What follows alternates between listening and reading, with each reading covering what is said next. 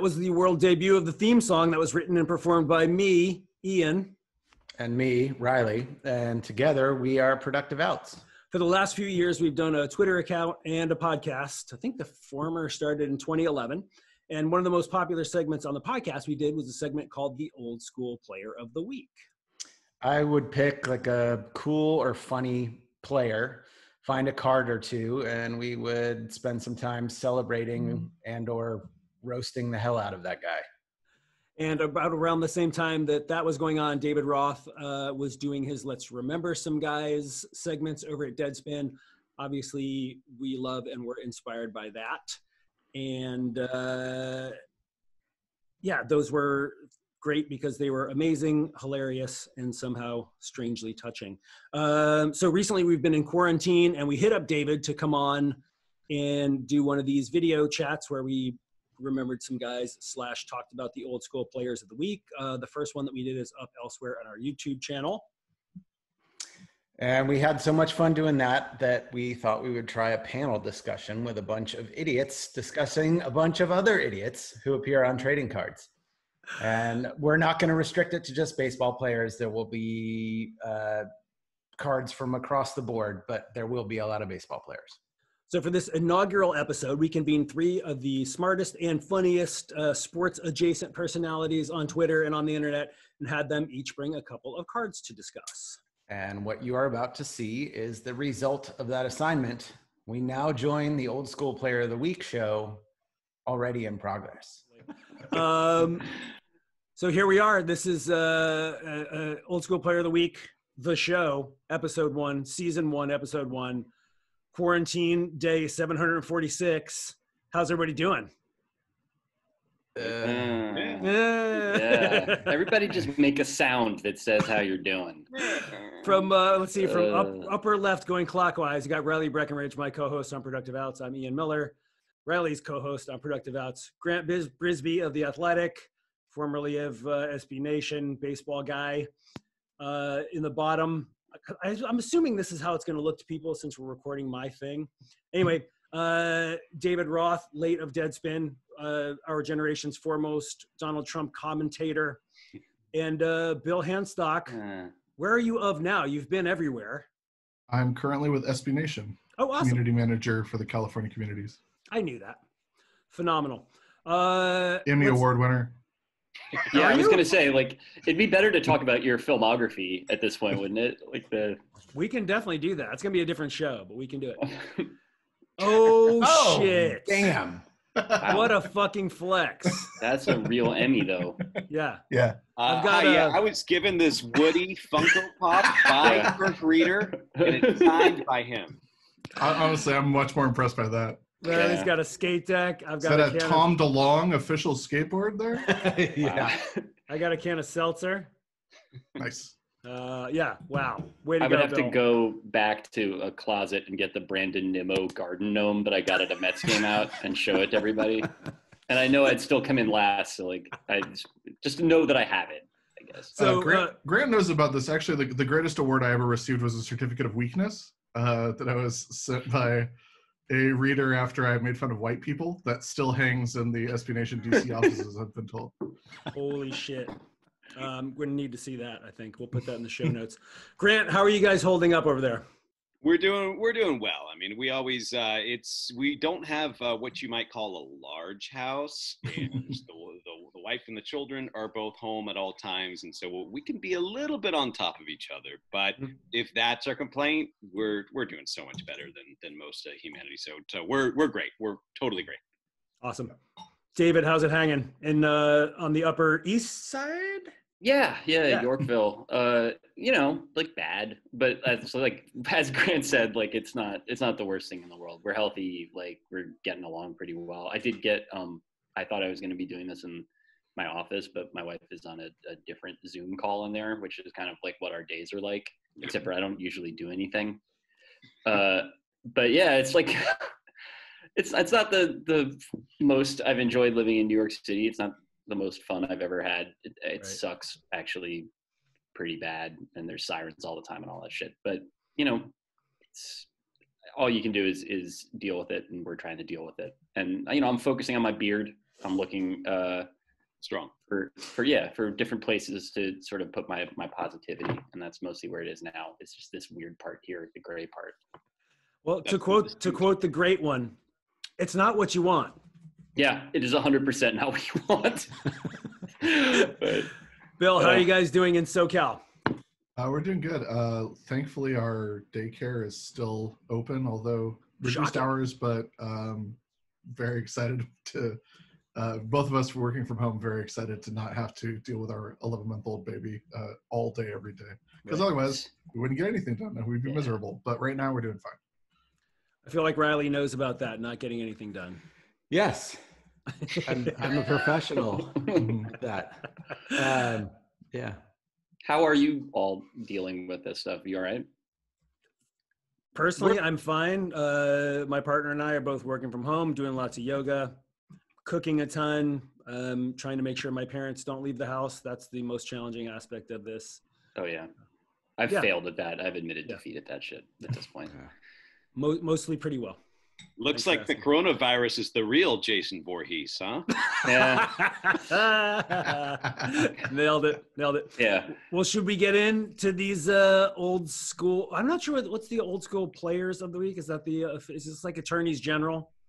How do I pluralize it? Old school's player of the week. Whoppers Jr. Whoppers Jr. That's it. All right. We are going to get into some guys. Oh, that's not how you do it. There we go. This is the slide. No one told me I'd be getting into some guys. You're going to be getting into some guys. It's a visual element of the podcast. I'm going to share the screen. I got to go back to the meeting. Jesus I worry Christ. I didn't pick old school enough guys. I just picked 2 cards I like a lot. No, it's fine. Right. Now we are going to go gallery view. Yes, it's working. I personally didn't know we'd be contributing our own, and if I'd had more time to think about it, I would have come up with some better guys. So have me on again. We will absolutely have you on again, whether you like it or not. It's not optional. Perfect. All right, you guys, we're going to get right into this thing. Let's do the thing. Let's do the thing. We're doing the thing, and here we are. Ooh. Yeah. Ooh. That one's mine. This is David's pick. You might recognize it from twitter.com. It's my favorite baseball card. I've come to this. Well, it's not entirely my favorite baseball card, but I just think it's the most beautiful expression of the potential that Top Stadium Club represented. Absolutely. So you'll see that for each of these, I've laid these out in a similar way. I've got the guy. I've got the chooser. I've got the choosee, the series that it's from, including the number, the position that my man played, an identifying characteristic or two. Of each card. In this one, it is Doug's integrated Oakleys and mustache. Those actually come off as a unit. And the value. You can pick up this card for your very own collection for about 10 cents. I think it's worth twice that, but David, I understand that. David, what led you to select this Doug Jones card in particular? So there's no real wrong answers where Doug Jones is concerned. He's just a very photogenic man. And was of this era, like this was a real cool way for baseball players to look. He's just, in this one, he's doing all of the things that you're supposed to do at the same time. You know, like the mustache Oakleys, you'll notice that he's got the cord from a home telephone holding his sunglasses. Oh, I just assumed he was a Hasidic Jew, and I wasn't aware. Again, like I said, no wrong answers here. So either he's just got done doing tefillin in the 7th inning before he goes in to close out a Mark Portugal start, or he's attached a home phone cord to it. Hat, extremely high crown, the way you like it.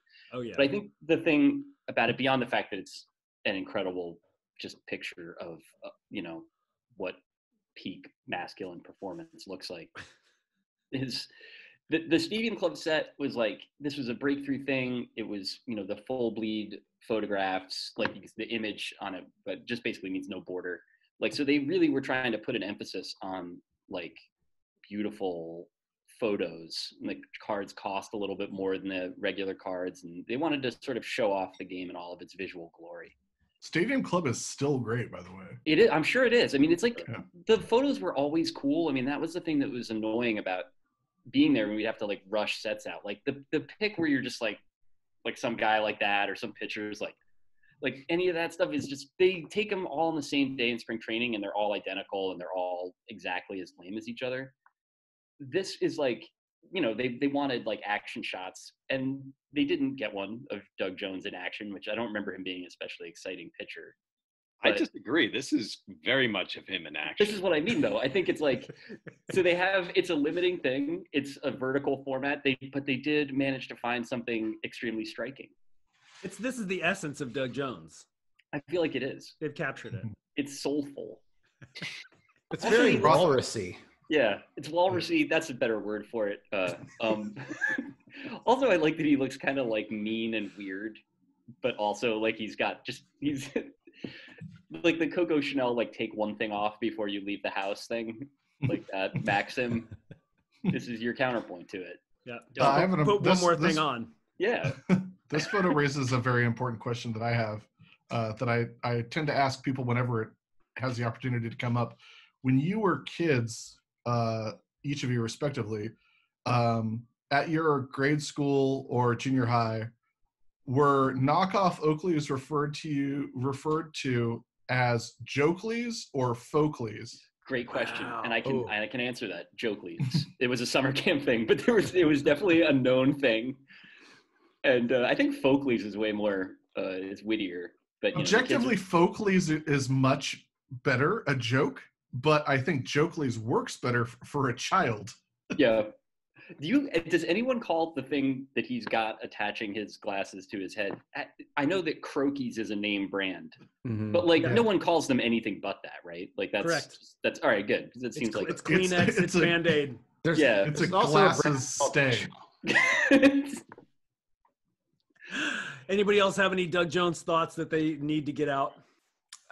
His name is Doug, and it's perfect. He could be like a Doug, a Don, or maybe a Dennis, but he can't be anything else. If you look like this, your name automatically becomes Doug Jones. There's no other name that can apply. What's striking about it too is that there was a closer, similar vintage named Todd Jones, also very dubious personal aesthetics, and yet the difference between a Todd Jones and a Doug Jones, absolutely instantly identifiable. His name is actually Franklin Tarantasis, but taking the name Doug Jones is like the Dalai Lama. It's like it's a title. It's an honorarium. I do want to. This doesn't have to do with Doug Jones exactly, but I'm on a podcast with Grant, David Roth, Ian, and Riley, and it must be mentioned that today a head coach was signed by a minor league hockey team called the Kansas City Mavericks. And that coach's name is Tad O'Had.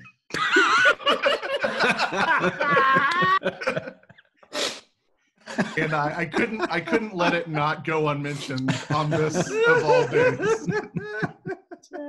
Okay. And he also he previously worked for the Florida Everblades. Jesus Christ. These are all real facts. 2 years ago, I coached a softball team called the Everblaze.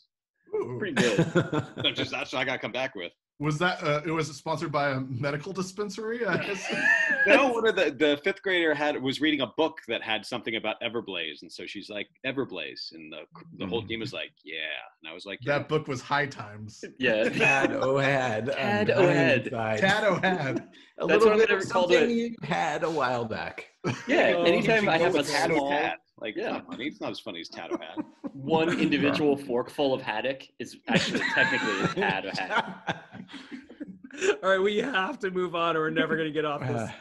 The next card. This is going to be a one-card show. Here we go, Bill. This is your first choice. Whom do we have here? Juan Berenguer or Berenguer or some similar stripe from 88 Fleer. This is back when Fleer was organizing their sets by team. So the number 1 through number 30 or whatever were all twins. Oh, bizarre. And almost all of the twins shots in the 88 Fleer set were from the same day. And almost all of the twins were dressed exactly the same. So this is card number 3. Card number 4 is Bert Blyleven, like soft tossing from the foul line, also wearing a garbage bag under a batting practice jersey. We talked about the garbage bags last time I was on here, and it is still like I think we sort of got to the bottom of like like you guys had seen them before, and yet I still don't think that anyone understands how this happens. No, like just sartorially, where It was a pre-nylon world. The 80s were a time where you were going to wear a windbreaker no matter what. And if you happened to have a job where you had to have an identifying mark worn, you were putting it on over the windbreaker. Yeah. Then there were no ifs, ands, or buts about it. And then, of course, later, the windbreaker was adopted by hardcore bands like Bane. Yes. But so what if outerwear, but inner? Yes. You want to have your, just like hardcore, you want to have your clothing be as noisy as possible. You don't want there to be a way for you to sneak in any fashion. Honestly, I got to be honest. I don't know a single thing about Juan. I only know that in 1988, this is what a baseball player looked like. Yep. And it's what baseball cards look like. I'm very into the aesthetic. It's shitty, and it's very fitting. 88 Fleer is great. One of my all-time favorite baseball card designs is 88 Donruss, because it was the first baseball product I bought. And that same year, 88 Topps was like extremely boring. And it wasn't until 89 that I thought Topps finally had a design better than Donruss. 86 Donruss is amazing. 87's amazing. But Topps had this horrible stretch where they were bad. Like 87 Fleer was great. 88 Fleer was great. 88 and 89 Score were great. Like it wasn't until 89 that Topps like really did like a really good clean design. But the joke is that when you go back and look at all these cards, Topps has the most timeless designs apart from 87. Where they knew like, hey, people are still going to be collecting cards in like 40 years, so we should make our cards just look pretty straightforward, as opposed to like Donruss, where they're like, or 91 Score or whatever, where they're like, we got to make this look flashy and now and hip. Topps fell into that trap a little while in the late 90s, early 2000s. But Dave, I gotta say, I'm so disappointed that I actually worked with you, and I did not know that you worked for Topps until I listened to the last episode of this podcast. Really? Yeah. That's weird. I wrote a little bit about it when I was at SB Nation. Not that much though. I wrote about the Alex Gordon rookie card that they had to destroy, which actually happened while I was working there. Oh yeah. Okay. But that was it's weird. I kind of agree with you on the 80s Topps designs. I have this set. This is like one of the very few factory sets I have. And they are, it's a cool look. It's a very 88 look, but you're right about how like Fleer always had the worst pictures on their cards. I remember, I think I might not have used it as my second card. I don't remember what my second card was. But I had one from is it the 81 Fleer one, Ian? Did I pick that?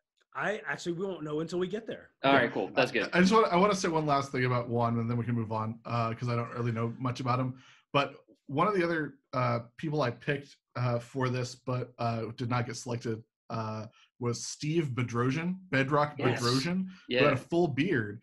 And it's so weird that until the 1990s started, cool guys in baseball had mustaches, and lame guys in baseball had full beards. Everyone with a full beard looked like your dad's good friend or acquaintance, or Michael Gross from Family Ties. Bedrosian had kind of a Lothario at Bennigan's sort of thing, though, like suburban pickup artist type vibe. And the Pete Sampras thing of the chest hair coming all the way up to the chin. Yeah, right. Just like a column of fur reaching all the way up his body with a few inner.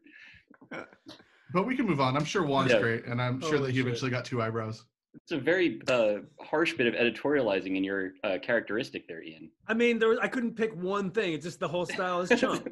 I had never noticed that the W in Twins is basically the M upside down. Because that has to be intentional, right? Minnesota. Yeah. I think that there must have been some sort of cost savings involved there. Yeah.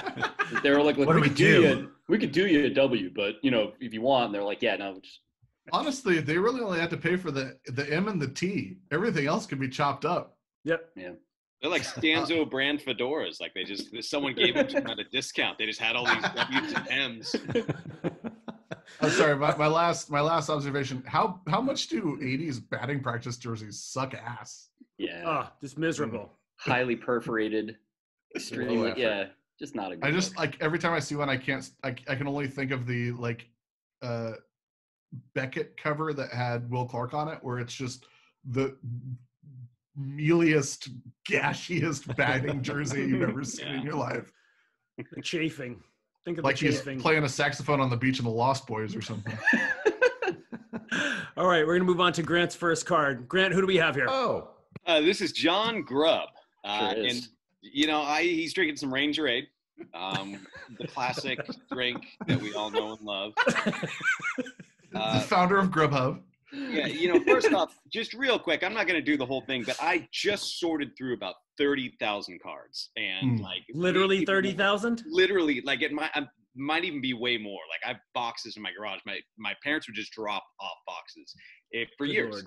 And finally, this past winter, I went through them all and sort of found all these weird, funny cards. So I had just this backlog of things I could have shown. Here's a Kirk Gibson that I signed myself and tried to shoot to a friend when I was 10.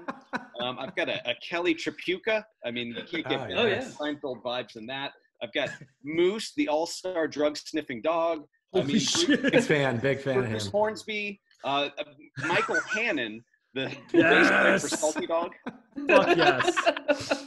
But I had to go with John Grubb because this is what a sex symbol looked like in 1983. And people, Is that true? It's as true as I want it to be because he chose to look like this. Ian sent me a picture of an earlier John Grubb card. Incredible. Where the dude, he had vibes. He was in his element in the 70s. And that John Grubb was, going around telling people he was John Grubb and generally doing John Grubb things. And he looked like, he was a sex symbol. And He was smashing. Yeah, absolutely. and now it's 1983.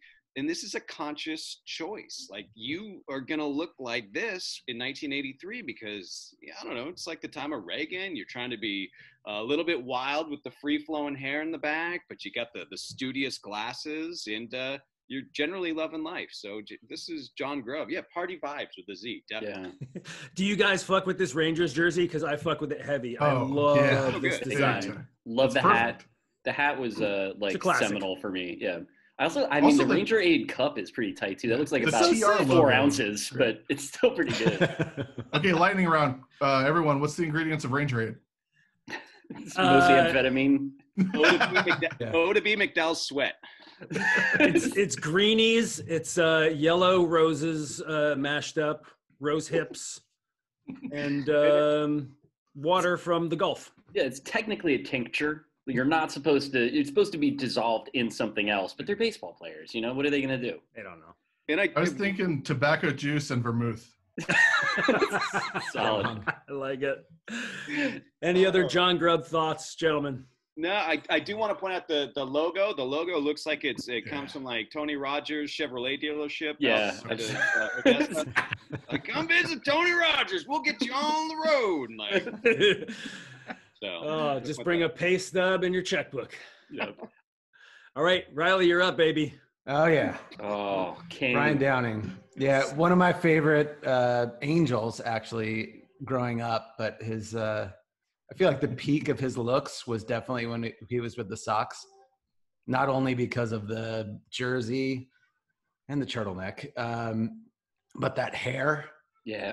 He was one of very few baseball players, I feel like, who he was like the embodiment of two separate superheroes, or I guess cartoon characters in his career.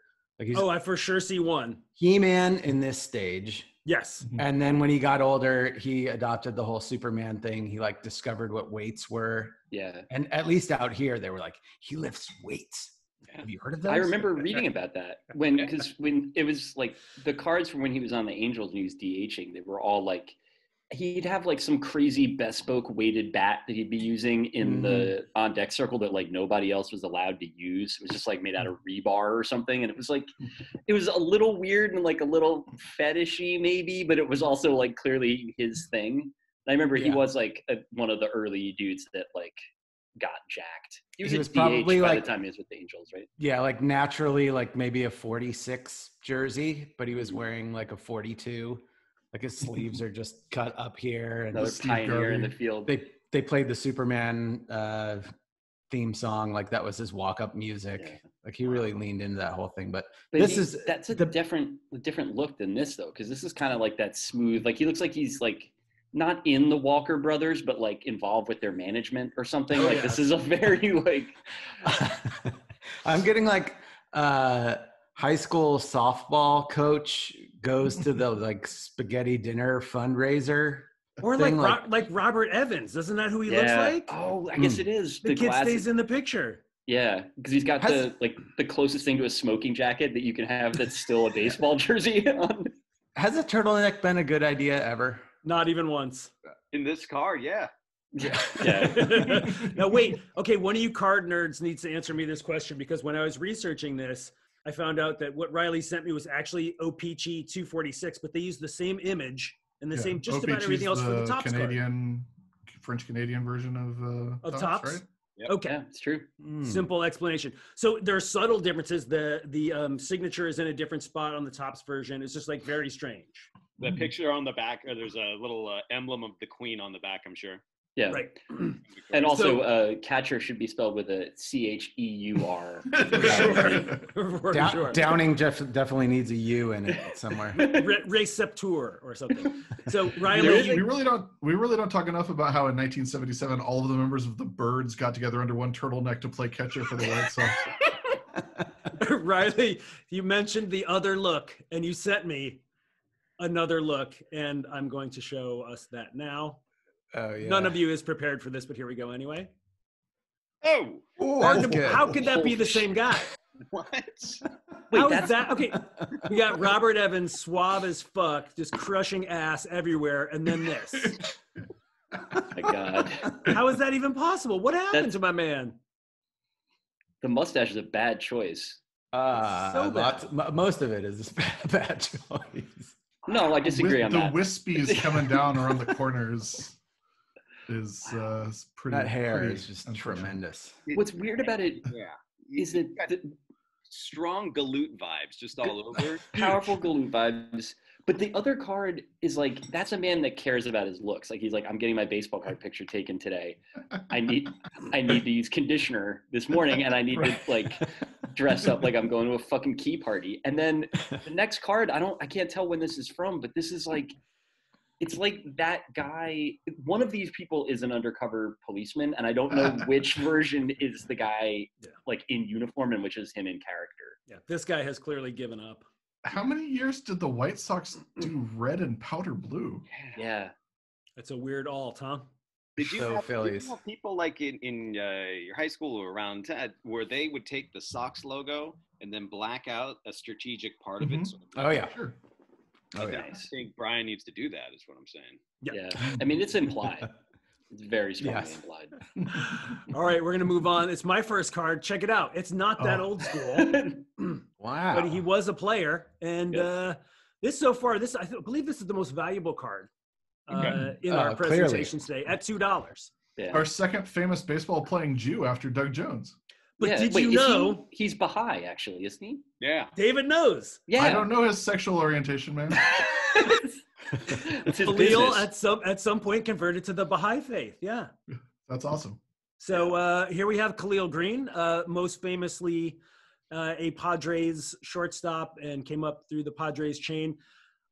This guy's been fascinating to me for a long time because he had some psychological, emotional issues that led him to leave the game early. I believe he may have retired in 2010. He was diagnosed with social anxiety disorder, had some, difficulty just sort of being in the show, and just sort of washed out. But like by all accounts is a thoughtful and nice guy, like had a sort of a sideline as a rapper. I don't know if he's any good. I've never heard anything. Wow. Could pick it clean at short. Like he was fun to watch. I remember him killing the Giants. I see Grant nodding. Yeah. But it's just a strange story. and a really, really strange card. Like I don't know what Justifiable is.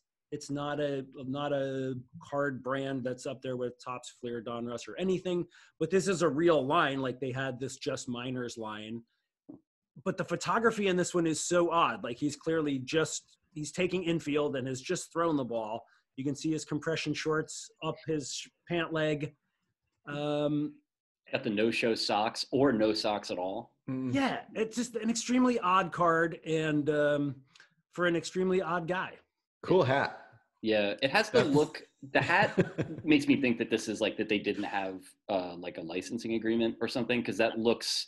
Not a lot of people just have like a red fitted cap with nothing else on it that they wear to do infield. Speak for yourself, Dave. Yeah, I was gonna say like cool guys do, but when you're in the minors, a lot of times you don't have the budget for stuff like that. I remember him decently well as a player, though. He was good. He was like, yeah. He was supposed to be like the next big thing at shortstop when he started off. Yeah, and I do remember that he had the psychological stuff. It's weird. You usually only hear that when guys like come back.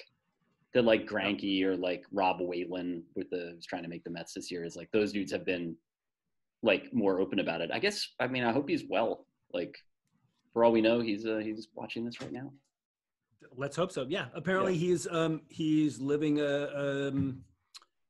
just living his life in the American South and just doesn't do any baseball related stuff, will not respond to interview requests, and just, is kind of doing his thing. So hopefully when you search like Padres leaderboards and stuff, he still shows up as one of their best all-time shortstops. Like it's not like they've had. It's kind of funny because they used to have Ozzie Smith, but it's like that's kind of one of their blank positions. And so when you're doing like an all-time team, he still shows up when it comes to home runs, WAR, and stuff like that.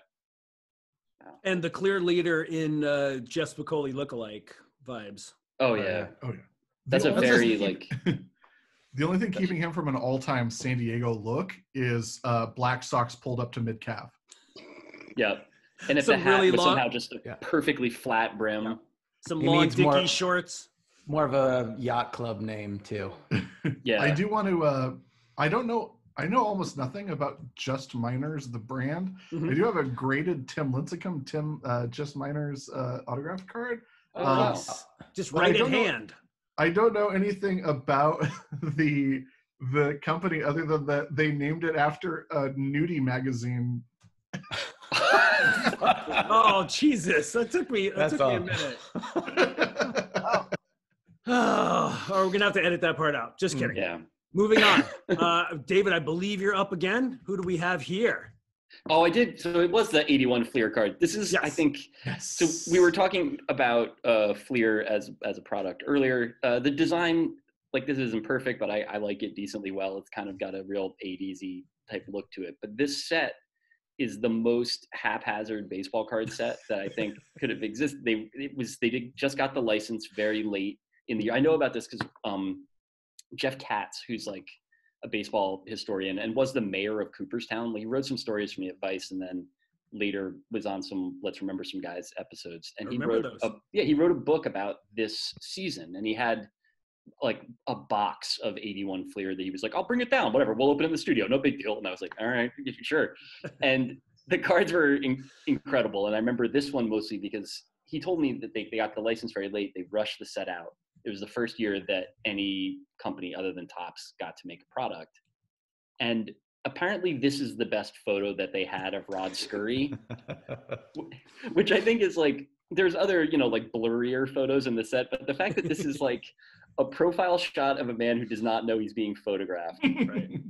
One woman's breast and a child in the card. It's really special in that way. I don't think I've ever seen a card that was doing a less good job of being a card. Yeah. With the exception, I guess, of the... Go ahead. No, I was saying the Bob Hamlin card where he's holding a sign that says Bob Hamlin, and he's just like all that of these is women probably in the background. worse. All of these women in the background are definitely waiting to meet Willie Stargell. Yep. Or Kent Colby. Yeah. But, while they wait, there's a guy, this is a perfectly real baseball player. I know that it doesn't look like it. It looks like he works at the stadium in some sort of like not low touch security role. Like he's like making sure that photographers stay in the box. Wait. Physically. what concert is he in line for right now? And the only correct answer is YNT. Oh, But I was gonna go Molly Hatchet, but YNT is better. Black Oak, Arkansas. Oh yeah, yeah. Can we talk about the goddamn stovepipe hat? Who thought this was a good idea? I love that hat. Oh I my used to god, have one. you people are monsters. It was so good. I'm gonna be honest. I don't think the hat's very good. I David, want to like it. Yeah. Like because it's a out of the box idea, and yet I think it looks dumb.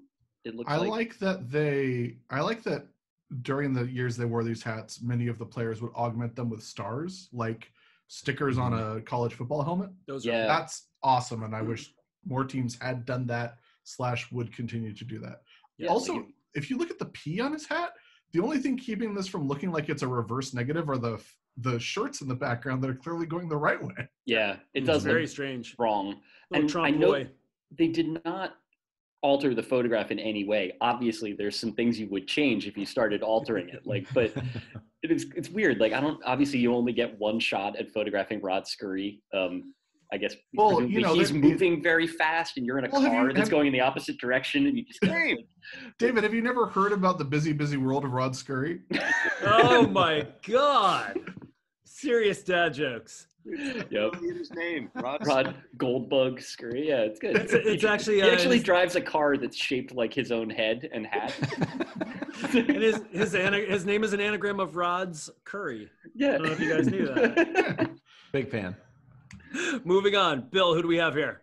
We have Storm Davis, who is holds the distinction of having the most pro wrestling name of any baseball player ever. His real name is George Earl Davis, but he wisely went by the name Storm Davis, which immediately makes you a complete badass. Yeah. What about? I feel like G.E. Davis would have worked. G. Earl Davis. Especially if he played guitar for the Saturday Night Live band. There you go. But he fucking shredded ass in 1989 when the A's won the World Series. He was arguably their best starting pitcher that year, even though no one remembers him. Isn't that the year Bob Welch won like 26 games or something like that? Yeah. Everyone just talks about Dave Stewart and obviously Bob Welch, but like Dave Stewart is the name that comes up when people think about pitchers on that A's team. But Storm Davis was like ridiculously dominant. Also, that year he won his second World Series championship. Is there anyone here who can name his first? Did he win with the Orioles? He did win with the Orioles. We got a ringer here. Yeah. He won with the Orioles in '83 because the Orioles won a world championship in the 1980s, as did the Tigers.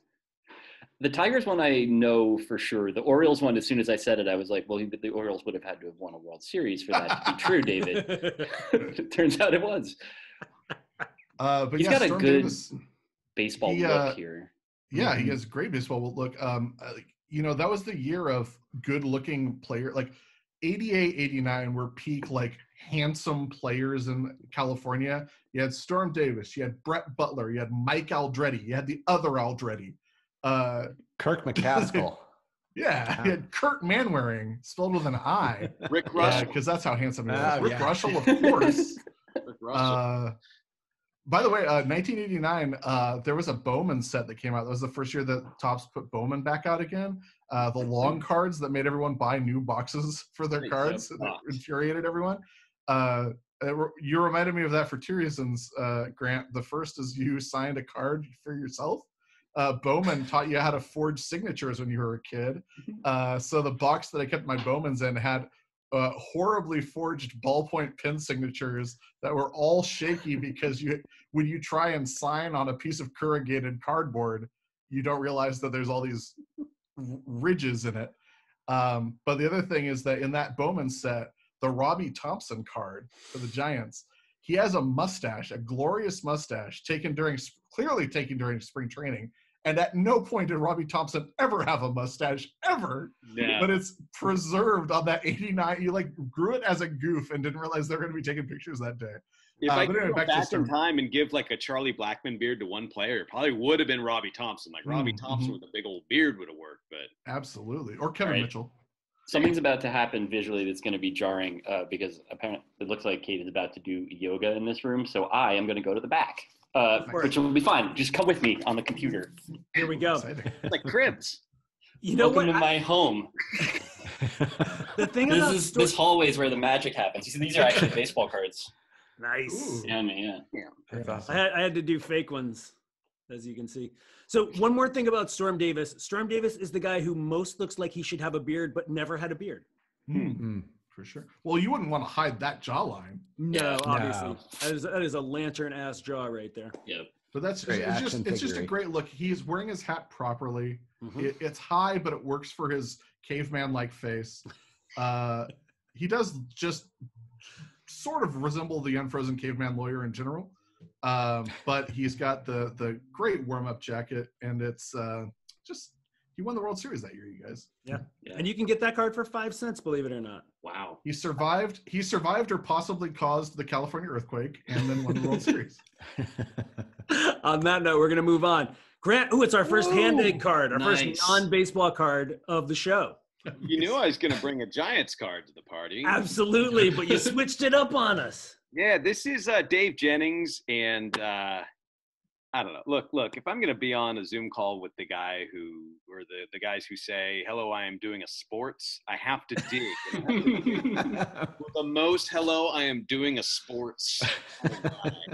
And I think Dave Jennings is like in my collection. This is possibly my biggest "I'm doing a sports" kind of guy, and he's a football player. All right, real quick, how tall do you think he is? 5'10". Right? Yeah. He's either 6'7" or 4'8". That's what I was going to say. He seems like he could also be like weirdly tall, but not imposing at all. Like kind of like a stooped chemistry teacher vibe. Like if you knew him, Cranston-esque. like, tall Dave, and he'd come over with that hairline and that mustache and be like, I got a bag of persimmons for you. Like, so how tall is this elder king? 6'4". He's 6'4". Holy Nice, shit. solid. This guy, basically. I mean, give or take. Now, Long levers. there's a fun fact, and this fun fact reads: Dave is a third cousin of White Sox catcher Carlton Fisk. That's super fun. Yeah, that is pretty fun, actually. But I just like, it kind of pairs with the John Grubb, as this is in 1984. This is the year I have the Joe Montana from this year. It's a very iconic sort of Topps NFL set, and I have I think Eric Dickerson. Like this was big when you were kids, and you'd open up a pack, you'd crack that sucker open looking for your Jerry Rice, and occasionally at some point in my life I got a Dave Jennings, the punter for the Giants, who, I mean, come on, let's just look into his eyes. He's so happy. I'm happy for him. He might be the guy that looks happiest to be photographed out of any of the cards that we've had so far. Like all the like Rod Scurry, like you couldn't tell him you were taking that picture. He'd get upset. Whereas with Dave Jennings, he's like, sure, let's do it. What this reminds me of immediately more than anything is there was an independent wrestler named Necro Butcher, who was a deathmatch wrestler who was extremely popular when he was around. Crawling in there, by the way. My wife is crawling behind me to get something, and you can see her back briefly.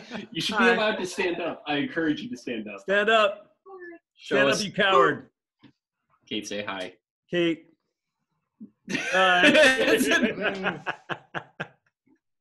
Great. Now we got to cut her in on the back end of this. Great. Yeah, she has to pick 2 cards.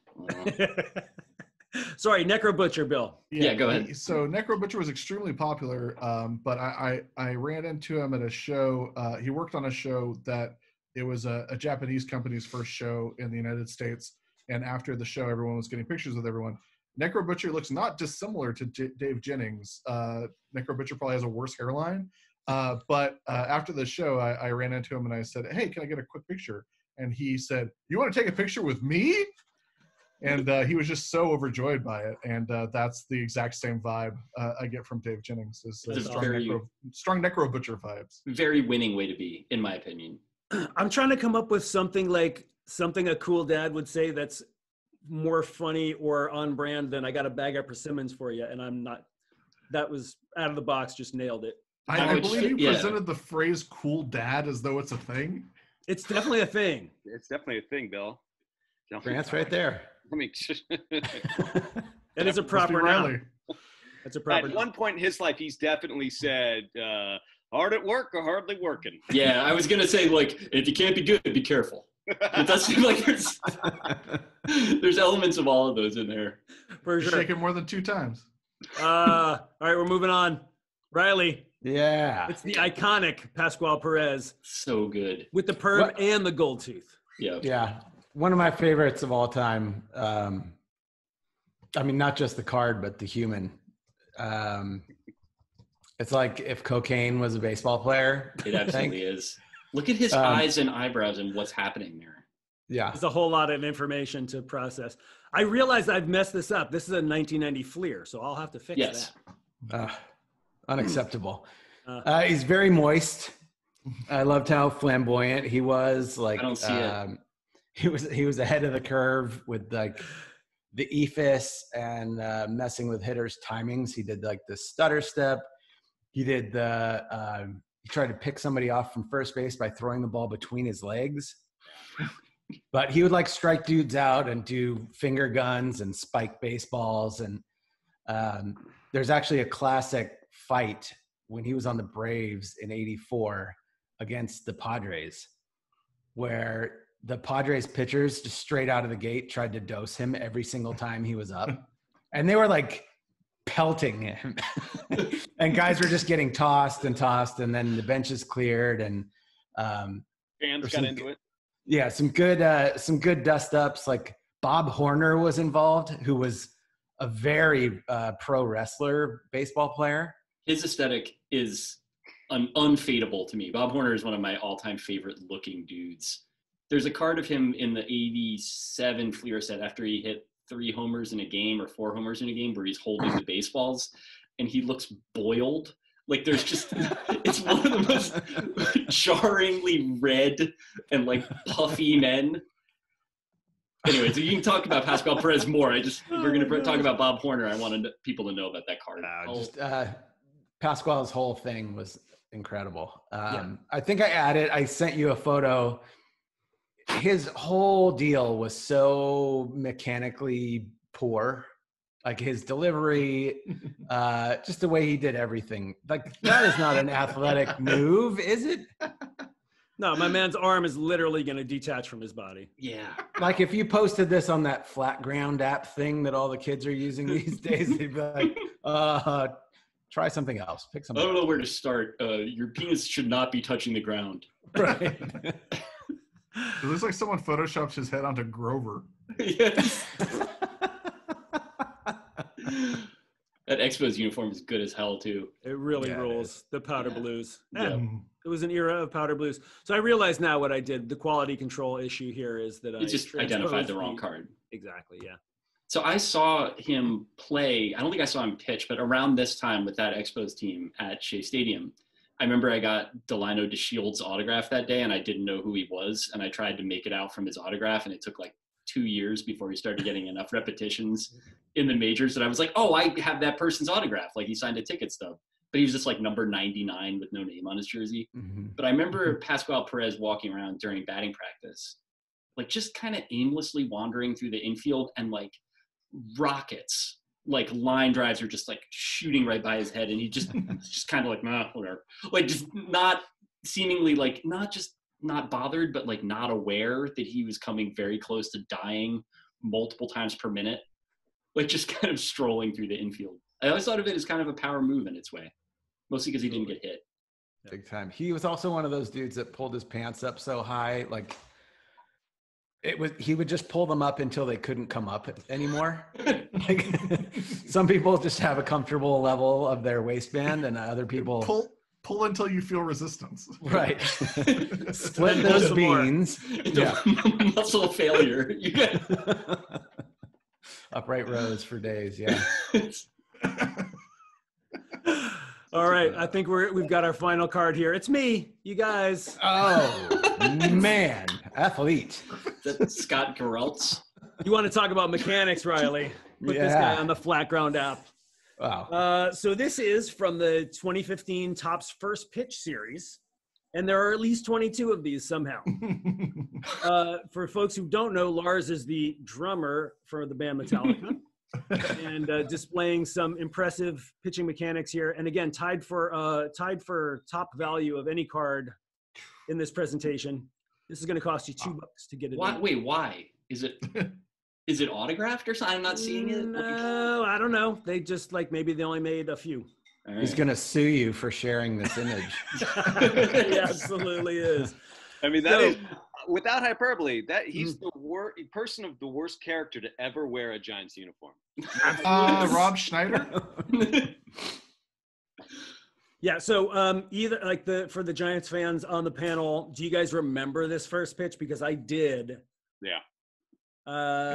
It was on the level of Carly Rae Jepsen, where he sort of threw it crossbody and it sort of rolled to home plate. On a scale of 1 to 50 Cent, where does it land? It's it's very close to 50 and Carly Rae. Yeah. Okay. I really hope that Mariah Carey and 50 also have cards in this insert series. Oh my God, I did not delve that deep into it. Perhaps even Baba Booey.